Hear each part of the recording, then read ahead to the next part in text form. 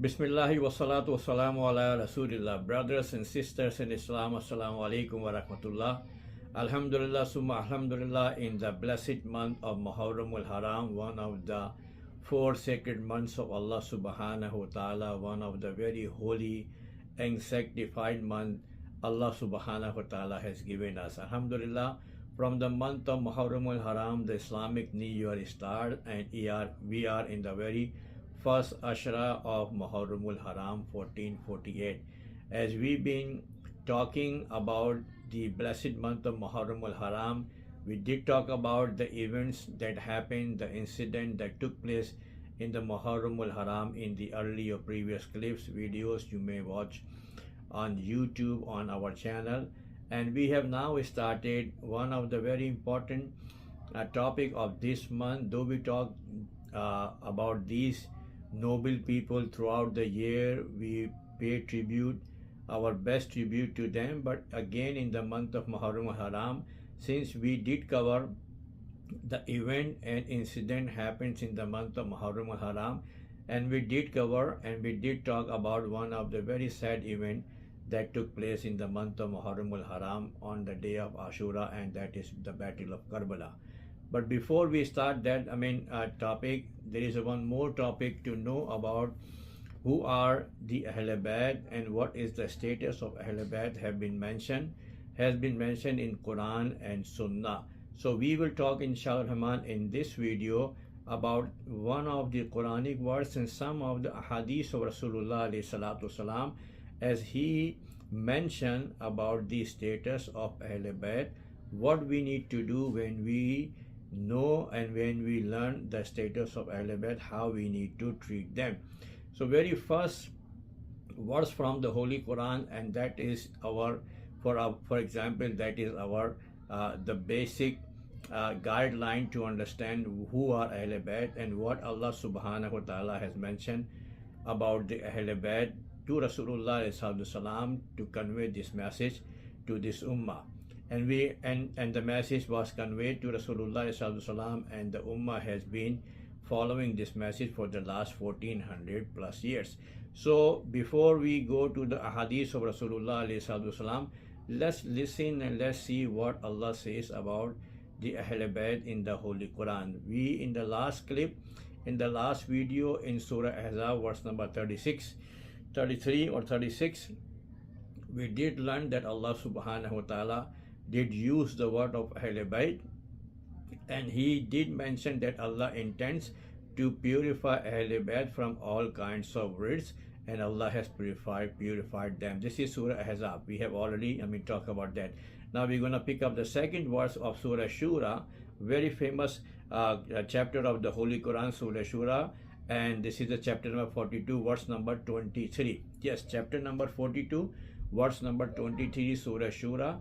Allah subhanahu wa ta'ala, when you read this verse, before this verse, Allah subhanahu wa ta'ala is telling to the people that Allah has sent the messenger Rasulullah alayhi salatu wasalam to us to teach us about Tawheed, about Risala, about the day of judgment, about our actions, about our destiny, about our life, about the purpose of the life.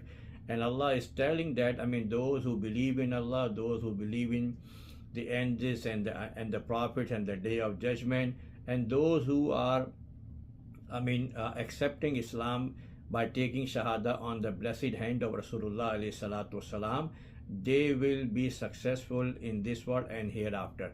So this is the theme of the message of some of the verses which came before this verse, the verse I'm going to read to all of you. So when Allah subhanahu wa ta'ala mentioned all these things, that the job of the Rasul is, the job of the Nabi is, the job of Prophet Muhammad is to convey the message of Allah subhanahu wa ta'ala, and during this message, whatever the problems, whatever the torture, whatever the difficulties Rasulullah alayhi salatu wasalam faced by himself and his companions, and especially he himself and his family members, Allah subhanahu wa ta'ala sent these words. Those who were, sometimes you just work for someone, so you just get compensated after your work. So you always expect some compensation after your work, some reward, some money, some compensation. But when Rasulullah alayhi salatu salam was giving this, subhanallah, he Sayyidul Anbiya, he is the chosen one. For him, Allah subhanahu wa ta'ala has made this whole world. When Rasulullah alayhi salatu salam came in this world, and he started after 40 years when the first wahi came, and he started preaching Islam day and night, and he conveyed the message of Allah subhanahu wa ta'ala throughout his life, 23 years. Subhanallah, he conveyed this message, and during this 23 years he faced so many difficulties, so much torture by his own people, and his food by himself, in Taif, he was so much badly treated, by the people of Taif, that they stoned Rasulullah alayhi salatu wasalam, and he shed so much blood that his own foot, both feet were full of blood when he was in Taif. So think for a second, even the angel came by Allah subhanahu wa ta'ala, and he requested, Ya Rasulullah, if you order me, I can merge both, I can bring both the mountains of Taif and all the people of Taif, the inhabitants, they will be killed right away. Rasulullah alayhi salam, even in that moments, in those that time, he did not curse anyone. He said, I believe and I hope that they do not believe in me, but their generation will definitely believe in me and believe in Islam. And that's what Rasulullah was he was foreseeing. And during his life, Taif was, subhanallah, become one of the center of Islam. So think for a second, 23 years Rasulullah spent in this world, and he faced so much difficulties and so many problems. Even his own, tribe people, Quraysh and Hashim, Bani Hashim people, they stood up, against him. But he focused his, teaching over one and simple, I would say, belief that he has to convey the message. He has to convey the message of Allah subhanahu wa ta'ala, because he is Sayyidul Anbiya. Allah subhanahu wa ta'ala, made him the prophets of all prophets, and that's why Allah subhanahu wa ta'ala gave him so much, subhanallah, power that he bore all kinds of difficulties. But yes, if someone is doing this kind of job, definitely, people, give up after some, trial and some, problems. But Rasulullah set example for each and everyone that when you are in the way of Allah subhanahu wa ta'ala, and when you are on haq, on the right path, do not get discouraged, do not get disappointed. Allah is with you, and Allah subhanahu wa ta'ala will take care of all your things if you stood for the sake of Allah subhanahu wa ta'ala and for Islam.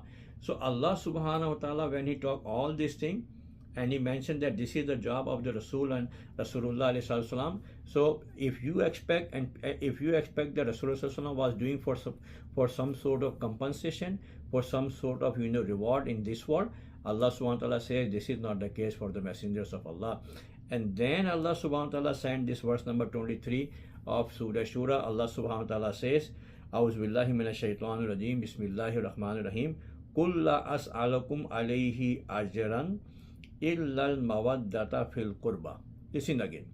Allah says, Qul la as'alukum alayhi ajran illal mawaddata fil qurba. Allah subhanahu wa ta'ala says, O my messenger, O Muhammad sallallahu alayhi wasallam, tell your people that if they think that you are working for some compensation or some sort of reward in this world and hereafter, so Allah subhanahu wa ta'ala says, Kul, say, tell your people, La as'alukum alayhi ajra, I do not ask of any kind of favor, any kind of compensation, any kind of reward for whatever I did for conveying or messaging the message of Allah subhanahu wa ta'ala to all of you.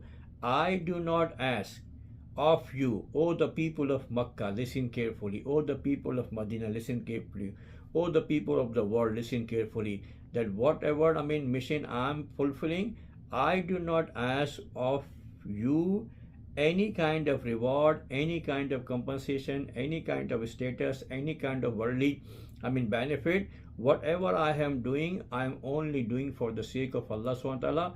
But yes, Allah says, Qul la as'alukum alayhi ajra. O Muhammad, tell these people, tell your people, you are not asking for anything from your people except one thing. You are not asking any ajr from your people. These people cannot pay any ajr, any reward, any compensation, any benefit to you, because your job is way up, far higher than what they can do, or they can, they can think to to pay back to you. They cannot even reach to that point, because you are Sayyidul Anbiya, you are Imamul Anbiya, you are Sayyidul Mursaleen, you are Imamul Mursaleen, you are Shafiul Muznibeen, you are Rahmatul lil Alameen. For every single thing is created for you. These people cannot, even not just these people, the people will come after you until the day of judgment. Nobody can, compensate you. Nobody can pay you back. Nobody can reward you back. Nobody can, give you any kind of, a payback, because your status is way, way, way higher. But Allah says one thing. Allah says, "Qul la as'alukum alayhi ajra." Oh my Habib, tell, I do not ask you for anything except one thing. Except one thing, and this thing you need to ask from your people. And what is that thing that Rasulullah was asked, or was told by Allah to ask from his people? Allah subhanahu wa ta'ala says, "Illal mawaddata fil qurba," except that you love my family members. You love my close relatives. Allah subhanahu wa ta'ala says that, O Messenger, O Muhammad, O Habib, you tell your people that I do not ask of you anything about my tabligh, over my tabligh. I'm not going to ask any reward. I'm not going to ask any compensation, except one thing. And that is what? That you love my relatives. You love my qurba. You love my close, relatives. You love my halabat. This is what you need to tell your people, that they need to love, honor, and respect your close relatives, your qurba, your family members, your people of household, those who are called halabat. You need to tell them that they need to love, they need to do good behavior to them. That's what Allah subhanahu wa ta'ala is telling us, that "Qul la as'alukum alayhi ajra illa mawadda." Mawadda means mahabba. Mawadda means love. Mawadda means respect. Mawadda means honor. Allah says, ask them that they should love, honor, and respect your family members.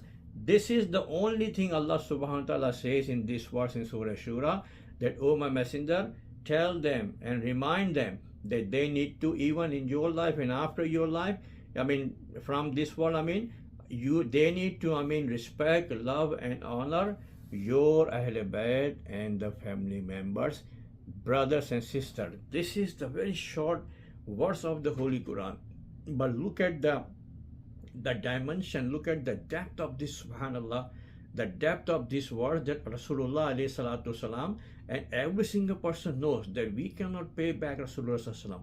We cannot compensate whatever favors we are, subhanallah, enjoying in this world through him, because he came and every single thing was open to us. Through him we know who is Allah subhanahu wa ta'ala. We know what is Kaaba. We know our Holy Quran. We offer 5 times salah. We fast in the month of Ramadan. We perform hajj. We do charity. We know the purpose of our life. We know the purpose of our life through Rasulullah ﷺ. He just opened every single thing upon us until the day of judgment. Even the Jannah, after the day of judgment, Muslim will go into Jannah. Even we know about that life. Even we know about that destination.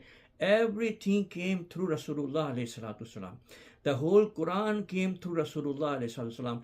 The whole Quran completed by Rasulullah ﷺ. And then after him, Alhamdulillah, 14 centuries have gone, and until the day of judgment, this ummah has been on hidayah.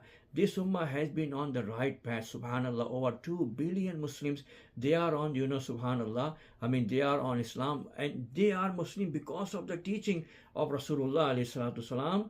So a person may compensate, to each and every one, but we cannot compensate to Rasulullah ﷺ except one thing. As Allah subhanahu wa ta'ala ordered us, that we need to love, honor, respect, and revere the family members of Rasulullah alayhi salatu wasalam. So this is the message of this video, that oh brothers and sisters, no matter where you live, no matter what you do, no matter how close you are to to this I would say worldly people, you need to remember one thing. Allah subhanahu wa ta'ala has mentioned here in Surah Shura that we need to love, respect and honor the family members of Rasulullah alayhi salatu wasalam, the Ahl Bayt. And who are the family members Ahl Bayt?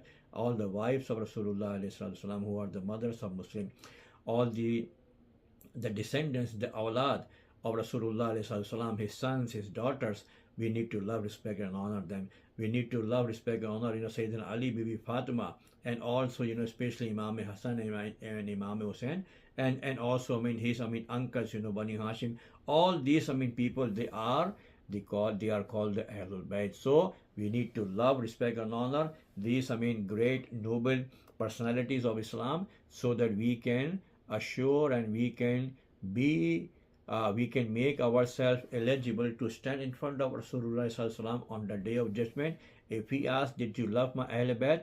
We definitely bow down our head by saying, yes ya Rasulullah, we try our best and we love and we respect, and we love, we respect it, and we honor your Ahl Bayt. Ya Rasulullah, please accept our humble service and do shafa'at today on the day of judgment, and take us with you, with your Ahl Bayt in Jannah. Say Ameen, Ameen, Ameen. May Allah subhanahu wa ta'ala always keep us on the right path, and we keep always, keep this beautiful words in our mind, and we always keep, respecting and honoring and helping and always, loving the family members of Rasulullah alayhi salatu wasalam. Till then, assalamu alaikum wa rahmatullahi wa barakatuh.